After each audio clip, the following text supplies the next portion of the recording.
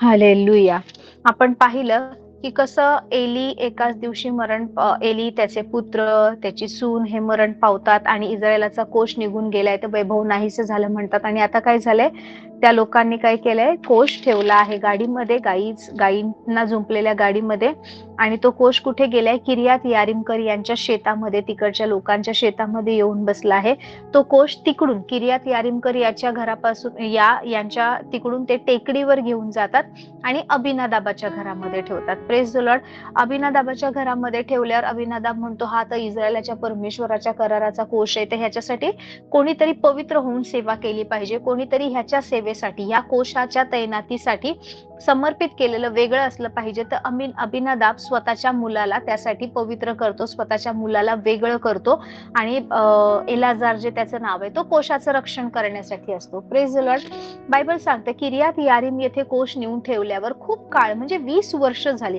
विचार करा, 20 वर्ष इस्रायलामध्ये कितीतरी याजक येऊन गेले, कितीतरी लोक त्यावेळेसही परमेश्वराच्या मंदिरात सेवा करत होते, याजकांचं घराणं, त्यांची जनरेशन चालू होती. परंतु 20 वर्ष कोणालाही वाटलं नाही की परमेश्वराच्या कराराच्या कोशासाठी आपण लढावं, आपण युद्ध करावं, आपण काहीतरी करावं, तो माघारी घेऊन यावा. No, literally people became dry. Okay, ते लोक इतके देवाच्या बाबतीत नाही का थंड होऊन गेले होते, इतके शुष्क होऊन गेले होते की त्यांना त्या कोशाचं महत्व राहिलं नाही आणि सगळे लोक अन्य गोष्टींच्या नादाला लागले.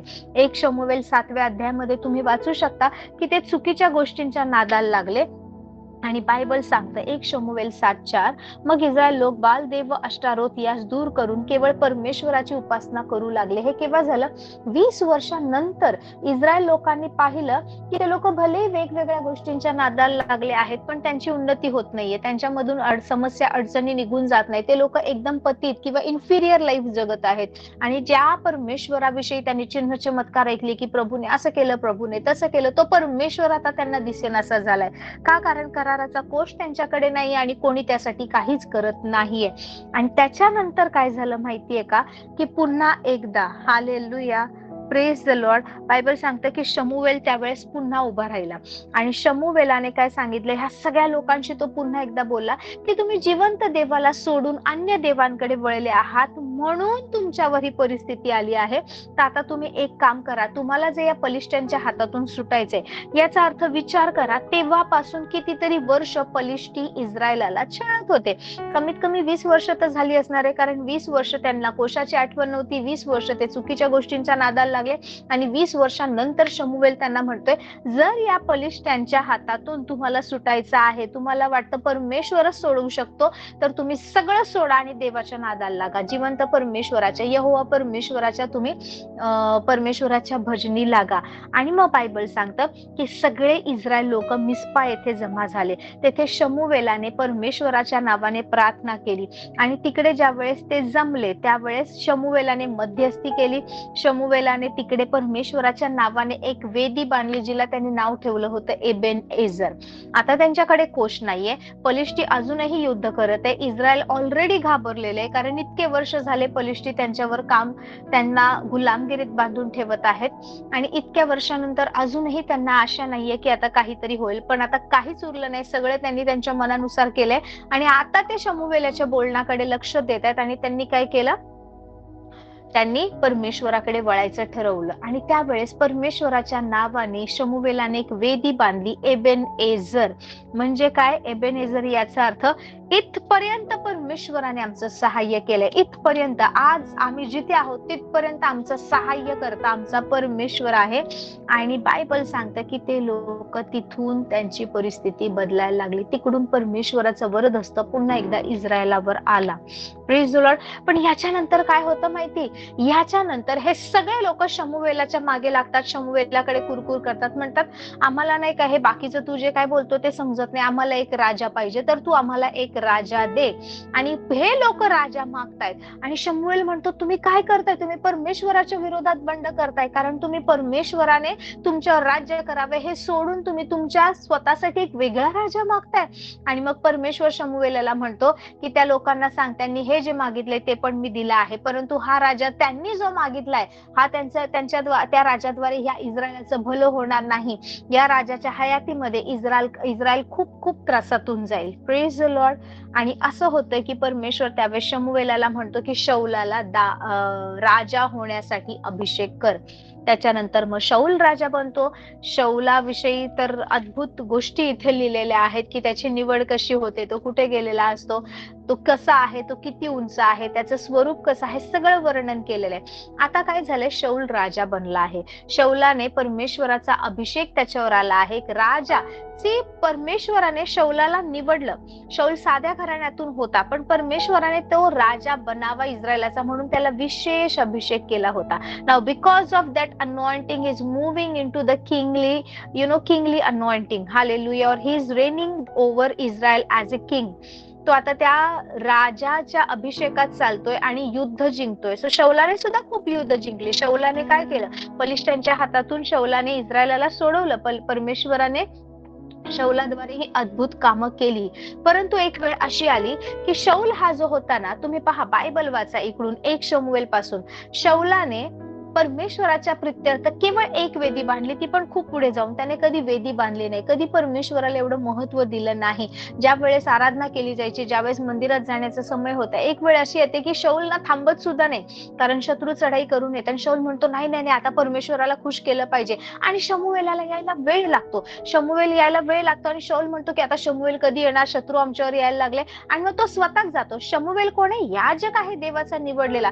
सो त्याने जे पवित्र स्थानामध्ये जाऊन सेवा करायची, शमूएल जातो परमेश्वराच्या समोर, ते धुपाटणं घेऊन आणि स्वतःच त्या गोष्टी करतो. आणि तेवढ्यात शमूएल पोचतो. शौल ज्यावेळेस जातो, शौलाने नाही केलं पाहिजे, कारण शौल याजक नाही आहे परमेश्वराच्या अतिपवित्र स्थानात. असंच त्यावेळेस कोणाला प्रवेश दिला जायचा नाही. आणि मग त्यावेळेस परमेश्वराचा कोप शौलावर येतो.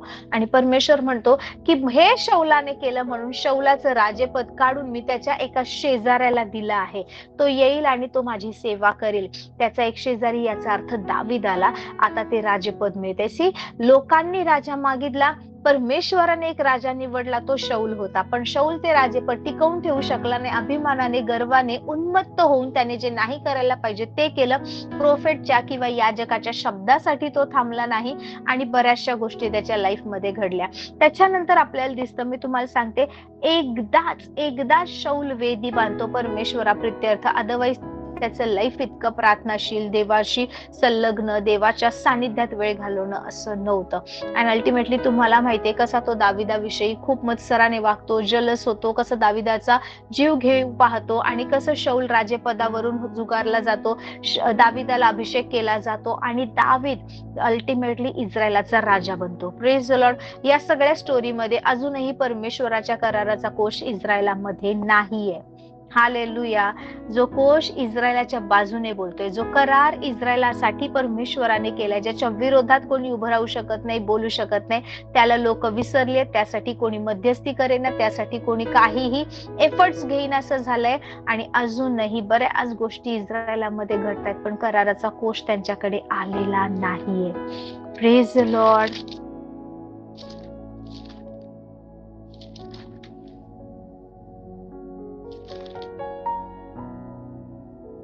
Praise the Lord.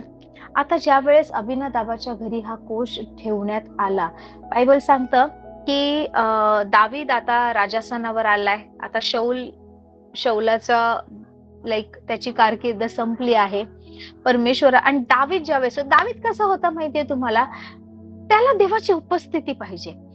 भले तो कुठेही असेल, मग तो रानात असेल, तो त्याच्या फ्लॉक्सना चारत असेल, किंवा तो अजून कुठे असेल, काही असेल, ही इज त्याचं ते वाद्य घ्यायचा, तंतुवाद्य घ्यायचा आणि परमेश्वराची उपस्थितीमध्ये देवाची आराधना करत राहायचं. दिस इज हे दाविदाचं सगळ्यात आवडतं काम होतं. Praise the Lord. स्तोत्र संहिता कशी लिहिण्यात आली, काही बायबलमध्ये मेन्शन करण्यात आली. आपण ह्या विषयामध्ये ते सुद्धा पाहूया. Praise the Lord. आता काय झालंय, हा देवाच्या उपस्थितीत बसणारा, देवाचं सतत स्तुती करणारा, परमेश्वराच्या साठी गाणी बनवणारा, परमेश्वराची स्तुती आराधना करणारा, वेगवेगळी भजन परमेश्वरासाठी रचणारा दावीद जो आहे, ज्यावेळेस तो राजा बनतो ना, तो म्हणतो की परमेश्वर, जो आमचा जिवंत परमेश्वर, त्याच्यासाठी मला मंदिर बांधायचंय, त्याचं निवासस्थान मी कसं बांधू, आणि आमच्या परमेश्वराच्या कराराचा कोश कुठे आहे. हालेलुया. 2 शमूएल याचा 6वा अध्याय हा खूप काय काळजीपूर्वक वाचा. Praise the Lord. मग बायबल काय सांगतं, आता दावीद म्हणतो नाही नाही, मला माझ्या दावीदपुरामध्ये म्हणजे मला माझ्या राज्यामध्ये परमेश्वराच्या कराराचा कोश पाहिजे. दावीद जो आहे ना, यहुदा वंशातून आहे. दावीद लेवी वंशातून नाहीये. कोश, याजकाची सेवा, करार या सगळ्या गोष्टी कोणाच्या आहेत, जी कामं कोणी केली पाहिजे, लेवी वंशात जन्म घेणाऱ्या याजकांनी. परंतु यहुदा वंशातून, यहुदा वंश काय माहिती, यहुदाचं नाव आहे, यहुदाचा अर्थ आहे प्रेज, स्तुती. ओके, जुडा, जुडा म्हणजे काय, प्रेज. ज्या वेळेस याकोबाला लेयापासून चौथा मुलगा होतो, त्याचं नाव ती यहुदा ठेवते. ती म्हणते आता यापासून पुढे ना मी परमेश्वराची स्तुती करणार. सो यहुदा याचा अर्थ होतो स्तुती. आणि या वंशामध्ये जो एक राजा जन्माला आला आहे, तो केवळ आणि केवळ परमेश्वराच्या चरणी बसून स्तुती करणारा, भजन गाणारा, देवाच्या नावाला महिमा देणारा, टिपिकल म्हणजे ज्या कुळातून तो आलाय त्या कुळाला जर योग्य समर्पक असं कोण जगला असेल तर तो दावीद. Praise the Lord. त्याचं लाईफ जीवन भरलेलं आहे. तो दुःखी असेल तरी परमेश्वराकडे मन मोकळं करणार. तो खूप खुश जरी असेल तरी मन मोकळेपणाने परमेश्वराच्या उपस्थितीत नाचणार. देवासाठी तो भजन रचणार, गाणी रचणार, त्याला ट्यून लावणार, मस्त मस्त चाल लावून तो गाणार. तो त्याच्या बाबतीत काही चांगलं झालं तरी तो परमेश्वराची स्तुती करणार. तो एकटा जरी पडला तरी परमेश्वराकडेच तो मन मोकळं करणार. म्हणजे परमेश्वरासोबत दाविदाच्या पर्सनल स्पेस मध्ये परमेश्वराशिवाय कोणीच नव्हतं की ज्याच्याकडे तो आपला आनंद व्यक्त करेल, ज्याच्याकडे आपलं दुःख व्यक्त करेल, ज्याच्याकडे आपल्या मनातल्या गोष्टी बोलेल. असं परमेश्वराशिवाय, यहोवा देवाशिवाय दाविदाकडे कोणीही नव्हतं. हालेलुया. सो ज्या वंशातून तो आला आणि ते अनॉइंटिंग दाविदामध्ये आपल्याला दिसतं. Praise the Lord. त्या अभिषेकामध्ये, त्या आशीर्वादामध्ये दावीद वाढलेला आहे. त्याचं देवासोबत त्याचं रिलेशनशिप आहे. पण हा एक स्तुती घेऊन जन्माला आलेला यहुदा वंशातला एक व्यक्ती, ज्याचं हृदय देवाच्या उपस्थितीसाठी तडफडतोय. तो म्हणतोय माझ्या परमेश्वराच्या कराराचा कोश कुठे आहे. Praise the Lord. आणि जे याजकांना आठवलं नाही, जे लेवी घराण्याने लक्ष दिलं नाही, तिकडे दावीद आता लक्ष घालतोय. Praise the Lord. आणि बायबल सांगतं 2 शमूएल 6, नंतर दाविदाने पुन्हा एकदा इस्रायलातले 30,000 निवडक पुरुष जमा केले. किती? 30,000 पुरुष त्याने जमा केले. लढाईसाठी, युद्धासाठी नाही, कोणावर स्वारी करायसाठी नाही, शत्रूला हरवण्यासाठी नाही. बायबल सांगतं 30,000 चोजन पीपल. हालेलुया. निवडलेले, अशा सामान्याने या मला पाहिजे असं कोणी उठून आलं नाही. 30,000 निवडक पुरुष जमा केले. यहुदातील बाला येथून देवाचा कोश आणावा म्हणून दावीद आपल्या जवळच्या सगळ्या लोकांस घेऊन गेला.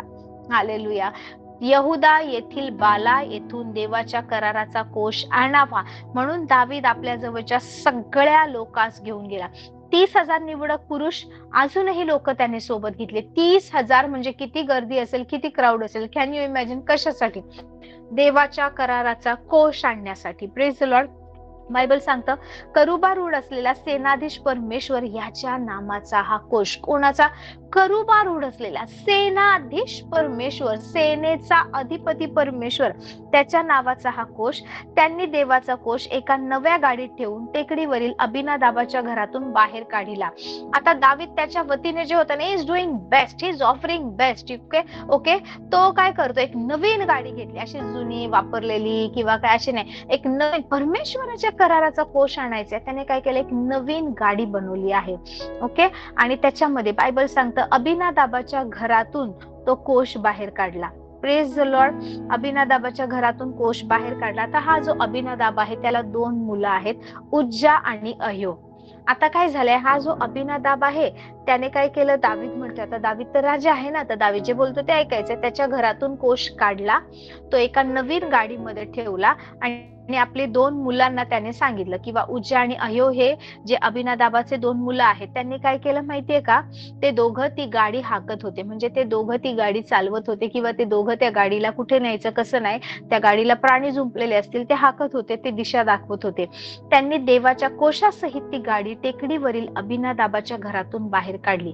अबिनादाबाच्या घरातून, जी टेकडीवर आहे, उंचावर आहे, म्हणजे असा रस्ता नाही का, खडबड असणारे, उतरता असणारे. ओके. टेकडीवरच्या घरातून त्या दोघांनी ती गाडी बाहेर काढली आणि अह्यो जो आहे हा कोशा पुढे चालत होता. आणि उज्जा जो आहे तो मागे चालत होता. ह्या अभिनदाबाच्या 2 मुलांनी सुद्धा किती सुंदर ना परमेश्वराच्या कराराचा कोष चाललाय. त्यांनी त्यांच्या वतीने खूप चांगलं काम केलंय. अय्यो पुढे चालला आहे, उज्जा मागून चालला आहे, मध्ये गाडीमध्ये कोष ठेवलेला आहे. बायबल सांगतं दावीद आणि इस्रायलाचे घराण्याचे सर्व लोक देवदारूच्या लाकडाची नानाविध वाद्ये, वीणा, सारंगी, डफ, डमरू व झांजा परमेश्वरा पुढे वाजवीत चालले. दावीद आणि त्याच्या सोबतची माणसं होती, त्यांनी केलं बेस्ट लाकूड वापरलं, देवदारूचं लाकूड. त्या लाकडापासून असं साधारण कुठेही काहीतरी वाद्य बनवले नाही, सगळ्यात उत्तम लाकडापासून त्यांनी परमेश्वरासाठी इन्स्ट्रुमेंट्स बनवले. Praise the Lord. वीणा, सारंगी, डफ, डमरू, झांजा आणि देवाच्या पुढे वाजवत वाजवत चालले. जसं काय एक नाही का वरात निघालीये, प्रोसेशन आहे, जल्लोष करत आहेत, आनंदाची बातमी आहे. जसं आपल्या इकडे काही झालं की लोक कसे डीजे वगैरे लावतात किंवा मोठमोठे ढोल ताशा वगैरे. पुण्यामध्ये तर पुण्याची ओळख आहे की ढोल ताशा पथक वगैरे ह्या सगळ्या गोष्टी, लेझिम, टाळ, मृदंग हे पुण्यामध्ये खूप चालतं. ओके, सो त्यांनी काय केलं, परमेश्वरासाठी त्यांनी त्या गोष्टी सगळं केलं. देवाच्या पुढे ते वाजवत चालले. पण एक ठिकाणी असं उतरत असताना एक खळं आलं आणि ते नाखोनाच्या खळ्यापाशी आले, तेव्हा त्या गाडीला बैल जुंपलेले होते. त्या बैलाने ठोकर खाल्ली किंवा बैल अडखळलं. आणि काय झालं, बैल अडखळलं म्हणून आता बैल अडखळले, त्याच्या मागे गाडी जुंपलेली, तर ती गाडी सुद्धा पडणार, उलट होणार आणि त्याच्या आतमधला कोष पडणार. सो जिवंत देवाच्या कराराचा कोष पडू नये म्हणून उज्जा जो गाडीच्या मागे चालत होता, जो अभिनदाबाचा एक मुलगा आहे, त्याने काय केलं, पटकन हात पुढे करून तो कोष पडू नये म्हणून त्याला सावरून धरलं. Praise the Lord. परंतु भलेही त्याचे इंटेन्शन राईट होतं, परंतु त्याचा वे चुकीचा होता. हालेलुया. बायबल सांगतं परमेश्वराचा कोप उज्जावर भडकला त्याच्या ह्या चुकीमुळे, कारण तो योग्य नव्हता देवाच्या कराराच्या कोशाला स्पर्श करण्यासाठी. तो असंच हात लावू शकत नाही, असंच काही करू शकत नाही, भलेही त्याचा हेतू चांगला होता की कोश पडू नये म्हणून. परंतु जर परमेश्वराच्या कराराचा कोश तुम्ही घेऊन चालले तर तुम्हाला माहित पाहिजे की राईट मेथड काय आहे, कशा प्रकारे नेला पाहिजे. Praise the Lord. अज्ञानामध्ये ही लोक चाललेत आणि बायबल सांगतं की परमेश्वराने उज्जाला ताडण केलं आणि तो देवाच्या कोशापाशी त्याचा जीव गेला, गतप्राण झाला. परमेश्वराने, आता हे दावीद सगळं बघतोय, मस्त सुंदर सुंदर नाही का इन्स्ट्रुमेंट्स बनवले, नाचत गात चाललेले, आणि दावीदाने बघितलं की फक्त असं कोश पडू नये म्हणून हात लावला तर ना उज्जा तिथे मरण पावला आहे. हालेलुया. तिकडेच देवाच्या कोशाजवळच तो मरण पावला आहे. तर दावीद आता घाबरलाय. हालेलुया. इतकं मस्त नाचत गाचत चाललेला दावीद आता घाबरलाय. बायबल सांगतं की दावीद फार खिन्न झाला व त्याने त्या ठिकाणाचे नाव पेरस उज्जा हनन असे ठेवले. ते नाव आजवर चालत आहे. त्या दिवशी दावीदास परमेश्वराचा धाक वाटून तो म्हणाला, देवाचा कोश माझ्या घरी कसा आणावा. आता परमेश्वराच्या कोशाच्या बाबतीत काय झाले दावीदाने पाहिलंय. तो म्हणतो की त्याने उज्जाने फक्त गाडीला हात लावलं तर देवाचा कोप भडकला आणि उज्जा तिथल्या तिथे मरण पावला. Praise the Lord. दावीद म्हणतो बाप रे, आता देव चिडलेला आहे. आपण म्हणतो ना एखादी व्यक्ती चिडली की त्यावेळेस नाही का शांत राहावं, एखाद्या व्यक्तीचा मूड बघून बोलावं. दावीद म्हणतो की परमेश्वर आता चिडलाय, परमेश्वराने आताच उज्जाला लिटरली ताडण केलंय, उज्जा मरण पावला आहे. मी आता हा कोश माझ्या घरी कसा आणू. परमेश्वर रागावलेला असताना या कोशाला हलवायचं काम मी कसं करू.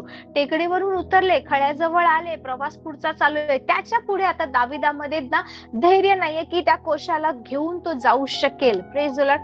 बायबल सांगतं दावीद परमेश्वराचा कोश दावीदपुरात घेऊन जाण्यास कबूल होईना. आता तो तयार नाहीये. नाही नाही नाही नाही, परमेश्वर रागावलेला आहे. माझं काय झालं तर, माझ्या लोकांचं काय झालं तर, माझ्या ठिकाणी परमेश्वराचा कोप भडकला तर, नाही, this is not the right time, I will not come here now. ही योग्य वेळ नाहीये, मी आता कोश घेऊन जाणार नाही. आणि बायबल सांगतं दावीदाने तो कोश ओबेद अदोम गित्ती याच्या घरी एका बाजूस नेऊन ठेवला. तिकडे जवळपास जिथे ते अडखळले त्या ठिकाणी काही जागा असेल, घर असेल, कोणीतरी राहत असेल. बायबल सांगतं की दावीदाने हा कोश जो आहे तो ओबेद अदोम गित्ती कुळातला हा एक व्यक्ती आहे, त्याचं नाव ओबेद अदोम आहे, त्याच्या घरी नेऊन ठेवला. आणि 3 महिने हा कोश जो आहे तो ओबेद अदोम गित्ती ह्याच्या घरी होता.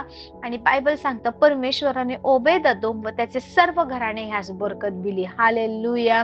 ज्यावेळेस शत्रू राष्ट्राने कोश त्यांच्या सोबत ठेवला त्यांच्यावर परमेश्वराचा कोप भडकला. ज्यावेळेस परमेश्वराची लोक नम्रतेने देवाजवळ आली. आणि इकडे काय होतंय आता, की ओबेददोम याच्या घरी कोष आहे, 3 महिने आहे, पण परमेश्वर रागावला नाही. Hallelujah, praise the Lord. परमेश्वराने ओबेददोम, गित्ती ह्याचं सर्व घराणं यांना बरकत दिली. बायबल सांगतं परमेश्वराने ओबेददोम याच्या घराण्यास व त्याच्या सर्वस्वात बरकत दिली, असे दावीद राजास कोणी सांगितले. तेव्हा दाविदाने जाऊन देवाचा कोष ओबेददोमाच्या घरून दावीदपुरास मोठ्या आनंदाने आणला. Hallelujah, praise the Lord. आता इकडे काय सांगताय की कोणीतरी दाविदाने जाऊन देवाच्या कराराचा कोष ओबेददोमाच्या घरून दावीदपुरास मोठ्या आनंदाने आणला. कारण आता दाविदाने ऐकले की परमेश्वराने ओबेददोम याचं बरं केलंय.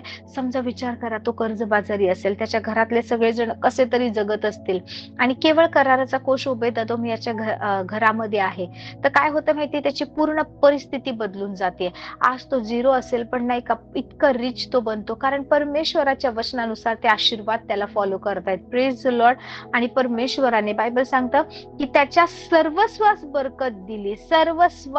सर्वस्वास म्हणजे जे काही आहे ओबेददोमचं, त्याच्या सगळ्याला, त्याच्या नातेवाईकांना, त्याच्या काळाला, त्याच्या वेळेला, त्याच्या शेतीवाडी असेल तर त्याला, त्याचे जे प्राणी असतील त्याला, जे काही आहे सगळं, मुलं बाळ, सगळ्यांना परमेश्वराने बरकत दिली. Praise the Lord.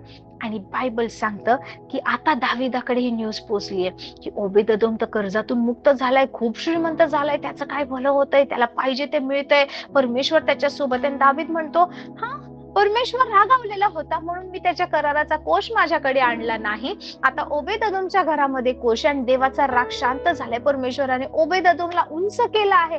आता दाविदाला नाही का काहीतरी होतं, तो म्हणतो नाही नाही नाही नाही, मी आता शांत बसू शकत नाही. जर परमेश्वर त्याच्या घराला ब्लेस करतो, तर जर ह्या कराराचा कोष माझ्या राज्यामध्ये आला, दावीदपुरात आला, तर माझ्या राज्याचे किती चांगले दिवस येतील, किती अद्भुत गोष्ट घडतील. आणि असं करून बायबल सांगतं आता दावीद परमेश्वराच्या कराराचा कोष आणण्यासाठी दावीदपुरास निघाला आहे. हालेलुया. पण आताच्या वेळेस त्याने काहीतरी डिफरंट केलंय. पहिलं काय केलं, 30,000 निवडक पुरुष घेतले होते आणि उज्जा आणि अह्यो यांनी काय केलं, टेकडीवरून त्यांच्या घरातून कोष बाहेर काढला आणि त्यांनी बैलगाडीला जुंपला होता. आणि अभिनादाबाचे पुत्र त्या कोशाच्या मागे पुढे चालत होते. आणि असं झालं की उज्जाचं तिकडे उज्जा त्या ठिकाणी मरण पावतो.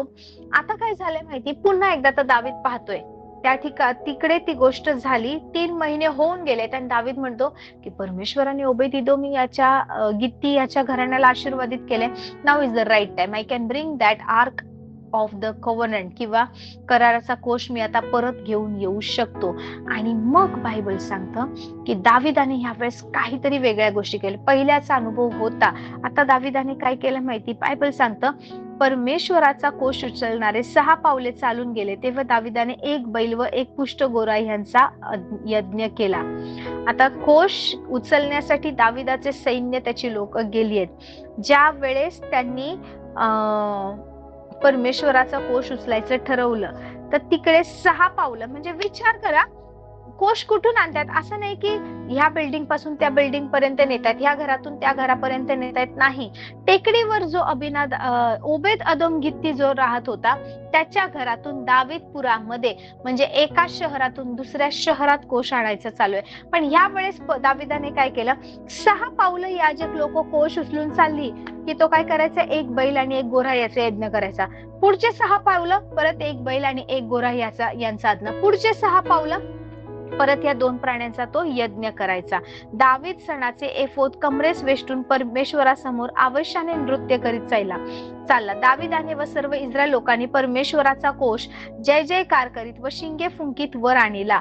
परमेश्वराचा कोष दावीदपुरात येत असता शौल्याची कन्या मिखल हिने खिडकीतून डोकावून दावीद राजा परमेश्वराचा पुढे नाचत बागडत आहे पाहिले, तेव्हा तिच्या मनाला त्याचा वीट आला. हालेलुया. ही स्टोरी सगळ्यांना माहित असेल बऱ्याच. आता काय झालंय, दावीला कळलंय की परमेश्वर संतुष्ट आहे.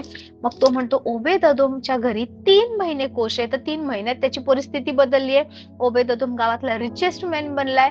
ज्याच्याकडे काही नव्हतं त्याच्याकडे जमीन जुमलाय, त्याच्याकडे पैसा आहे. सगळे 3 महिन्यामध्ये त्याचं पूर्ण पास्ट चेंज झालाय आणि तो एकदम श्रीमंत व्यक्ती बनलाय. देवाने त्याच्या सर्वस्वाला बरकत दिली. विचार करा, सगळ्यात उत्तम गोष्टी त्याच्या लाईफ मध्ये घडतात.